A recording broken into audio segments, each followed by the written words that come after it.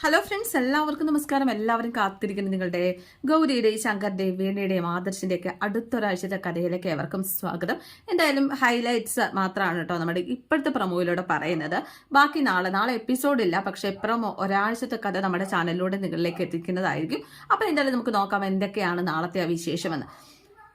അടുത്തൊരാഴ്ചത്തെ highlight വിശേഷം വന്നു. അപ്പൊ നമ്മളൊക്കെ കണ്ടു നമ്മുടെ ഈ രഞ്ജിനി ആദർശിനോട് കുറച്ച് അധികം ഇഷ്ടം പ്രകടിപ്പിക്കുന്നു, ഇഷ്ടം കാണിക്കുന്നു, ആദർശ് ഞെട്ടിത്തിരിച്ച് ഓടുന്നൊക്കെ നമ്മൾ കണ്ടു.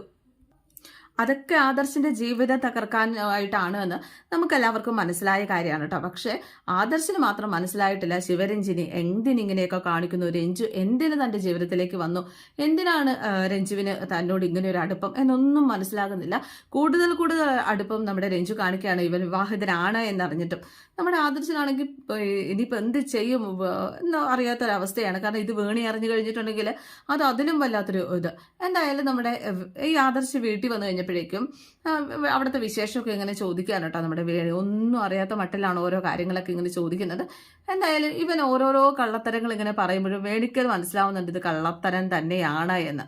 എന്തായാലും വേണി അതിൻ്റെ ആ ഒരു പീക്ക് പോയിന്റിൽ വെച്ച് ഈ രഞ്ജുവിന് തന്നോട് പ്രേമമാണ് എന്ന് ഈ ആദർശ് തുറന്നിങ്ങനെ പറയണ സമയത്ത് എൻ്റെ പൊന്നെ ഈ നമ്മുടെ വേണി എന്ത് ചെയ്യും, എടുത്ത് തലക്കിട്ടൊരെണ്ണം കൊടുത്ത് പാവം ആദർശ് ഒരു അവസ്ഥയിൽ കിടക്കുന്നത്, വേണി ഇറങ്ങിപ്പോകുന്നത് നമ്മൾ പ്രമോയിൽ കണ്ടാട്ടോ. വിശദമായിട്ട് നമുക്ക് നാളത്തെ എപ്പിസോഡിനകത്ത് പറയാട്ടോ വേണി അവിടെ നിന്ന് ഇറങ്ങി പോവുകയൊക്കെ ചെയ്യുന്നത്. എന്തായാലും നമ്മുടെ കമലയുടെ കാര്യമാണ് മഹാകഷ്ടം. ഒരു ദിവസം നമ്മുടെ ശേഖരന്റെ ഒരു തലയണയ്ക്കടിയിൽ നിന്ന് ഒരു പുതിയ പെൺകുട്ടിയുടെ ഫോട്ടോ ഒക്കെ കമലയ്ക്ക് കിട്ടുകയാണ്.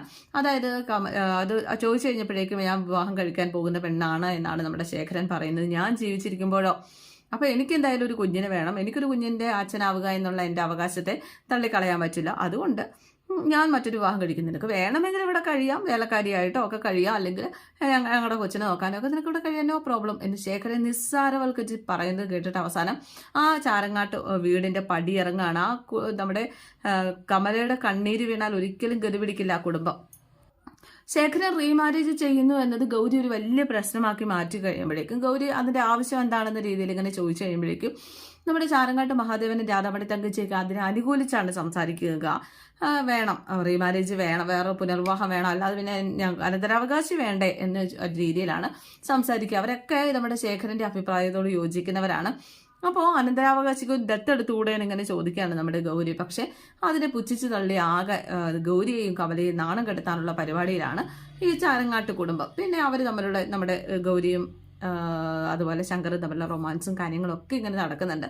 എന്തായാലും നമ്മുടെ ശിവരഞ്ജനിയുടെ യഥാർത്ഥ ലക്ഷ്യം ഞാൻ രാവിലെ പറഞ്ഞതാണ്. കാണാത്ത ആരെങ്കിലും ഉണ്ടെങ്കിൽ നമ്മുടെ ശിവരഞ്ജനിയുടെ യഥാർത്ഥ ലക്ഷ്യം ആദർശിനെ കൊല്ലുക എന്ന് തന്നെയാണ്. ആദർശിന്റെ കുടുംബം തകർക്കുക, ആദർശിനെ ഇല്ലാതാക്കുക എന്നൊക്കെ തന്നെയാണ്. ആദർശിനെ മാത്രമല്ല, ആദർശിന്റെ കുടുംബം, ഗൗരിയുടെ കുടുംബം എല്ലാം മൂച്ചോട് മുടിക്കുക എന്നുള്ളതാണ്. കാരണം ധ്രുവന് വേണ്ടിയിട്ട് ഒരു കുടിപ്പകയായിട്ട് വന്നിരിക്കുകയാണ്, ഭയങ്കര പകയായിട്ട് വന്നിരിക്കുകയാണ് ഈ ശിവാനി എന്ന ശിവരഞ്ജിനി. അപ്പോൾ എല്ലാവർക്കും ഇഷ്ടമായെന്ന് വിചാരിക്കുന്നേ.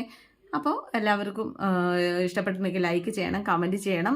നമ്മുടെ തന്നെ ഒരു ചാനലാണ് ശ്വേതാ ചിൽച്ചിൽ എന്നും പറഞ്ഞിട്ട്. അപ്പോൾ അതിനകത്ത് ഞാൻ ചെമ്പനീർ പൂവിൻ്റെ ഗീതാഗോന്ദത്തിനൊക്കെ പ്രൊമോ ഒക്കെ ഇടുന്നുണ്ട് കേട്ടോ. അപ്പം നിങ്ങളൊക്കെ പറ്റുകയാണെങ്കിൽ കയറി കാണുക, അഭിപ്രായങ്ങളൊക്കെ പറയുക. C okay, thank you.